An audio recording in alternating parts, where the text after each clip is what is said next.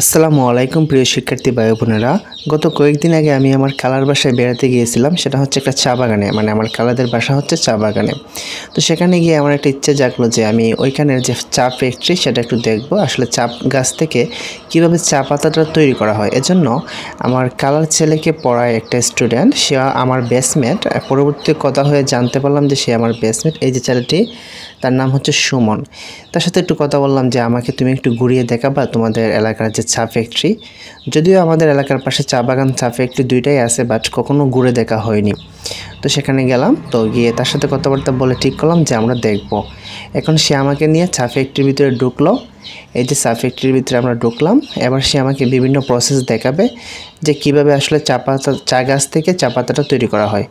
এই যে দেখো, আমাকে একটা প্রসেস দেখাচ্ছে, এটা হয়তো মধ্যখানের একটা প্রসেস। তার আগে হয়তো আরও অনেকগুলো প্রসেস বাদ গিয়েছে, সেগুলো আর তোমাদেরকে দেখাতে পারলাম না। তো দেখো, সেখান থেকে এখানে চা পাতাগুলো সুন্দর করে আসতেছে, জর্জরা এগুলো আসতেছে। এবং সে আমাকে দেখাচ্ছে, এই যে ছোটো ছেলেটা, সে হচ্ছে আমার খালাতো ভাই। সে খুবই চঞ্চল, মানে যেখানে যাব তাকে নিতেই হবে, এরকম একটা টাইপের। আর সব কিছুতেই তার প্রশ্ন যে এটা কেন, ওটা কেন। হ্যাঁ, এবার সুমন ভাই আমাকে বলতেছে যে নাহিদ ভাই আপনি একটু যান, শুধু শুধু ভিডিও করতেছেন, আপনাকে তো দেখাতে হবে। আমারও মনে মনে একটা ইচ্ছা ছিল, শুধু কি সুমন ভাইরে দেখাবো, আমারে দেখাই তো না। এজন্য একটা চিন্তা হলো যে আমিও সামনে যাই। এবার আমি এখানে আসলাম, এখানে যে এই যে চা পাতাগুলো পড়তেছে, এগুলো কিন্তু গ্যাসের যে আগুন, সেই আগুনের মধ্য দিয়ে একেবারে জর্জরা হয়ে যাচ্ছে। অর্থাৎ আমি যে হাতে নিচ্ছি, এই যে আমি বলতেছি খুব গরম, ঠিক আছে। আর গরম যেখানে বেশি সেটা আমার গেঞ্জি দেখলেই বোঝা যায়। দেখো একেবারে ভিজে যাচ্ছে। দেখো এই যে দেখো, এইগুলা কিন্তু গ্যাসের আগুনের হিটে কিন্তু এইভাবে জর্জরা হচ্ছে। শেষে তোমাদেরকে গ্যাসের আগুনটা দেখাবো, শেষে একটা চমক আছে, ঠিক আছে। হ্যাঁ, তারপরে দেখো এখান থেকে এই চা পাতাটা এই যে এদিকে গিয়ে তোমরা দেখতে থাকো, একটু সামনে গিয়ে চা পাতাটা এই যে এখানে বিভিন্ন প্যাকেটে পড়তেছে, বস্তার মধ্যে, ঠিক আছে। এরপরে যে কোয়ালিটিফুল যে চা পাতা, সেটা আর একটু সামনে তোমরা পাবা। ওই যে দেখো উপরের দিকে উঠতেছে, আমি একটু পরে যাব সেখানে। এই যে দেখো আমার ছোটো ভাই, সে সবগুলোতে হাত দিচ্ছে। অর্থাৎ সব ধরনের অভিজ্ঞতা তার অর্জন করতেই হবে, ঠিক আছে। এবার এই যে দেখো, এই যে পাতিগুলো, সেগুলো হচ্ছে খুবই কোয়ালিটিফুল।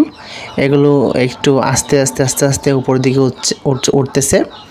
তো আমার কিন্তু এগুলো দেখার অনেক শখ। এর কারণটা হচ্ছে, যে কোনো নতুন জিনিসের সাথে পরিচিত হওয়াটা আমার একটা, মনে করো, শখই বলতে পারো। সবসময় কিন্তু আমি নতুন জিনিসের সাথে, নতুন মানুষ, নতুন জায়গা কিংবা নতুন যে কোনো কিছু আমি পরিচিত হতে চাই, ঠিক আছে।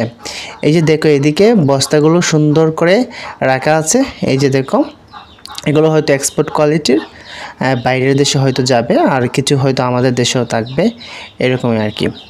এবার তোমাদেরকে এই যে দেখো অনেকগুলো বস্তা, ঠিক আছে। এটা হচ্ছে আমাদের বৃন্দাবন চা বাগান। আর আমি যেখানে থাকি, আমার যে বাসা নোয়াপাড়া, সেখানেও কিন্তু চা বাগান আছে, অনেক বড় চা বাগান। বৃন্দাবন থেকে অনেক বড় চা বাগান বাড়ির পাশেই। হ্যাঁ, আমাদের এলাকাটাই অনেকটা এলাকা, যে এখানে একটা গ্রামে, একটা ইউনিয়নে একই সাথে তুমি অনেকগুলো ইন্ডাস্ট্রি পাবা। তারপরে একই জায়গায় তুমি পাহাড় পাবা, চা বাগান পাবা, রেল যোগাযোগ, বিশ্বর যোগাযোগ, সব ধরনের যোগাযোগ পাবা। এই যে দেখো এত আগুন এখানে, কিন্তু আমি কিন্তু এত সাহসী ছেলে না। কারণ কিছুদিন আগে কিন্তু আমি ফেসবুকে একটা ভিডিও দেখলাম যে একটা গ্যাস সিলিন্ডারে পুড়ে কিন্তু একটা ড্রাইভার মারা গেছে, ঠিক আছে। তো তারপরে আমি এই গ্যাসের সামনে গেলাম। আমি জানি না আমার এত সাহস কোথা থেকে আসলো, ঠিক আছে। ওকে, থ্যাংকস ফর ওয়াচিং দিস।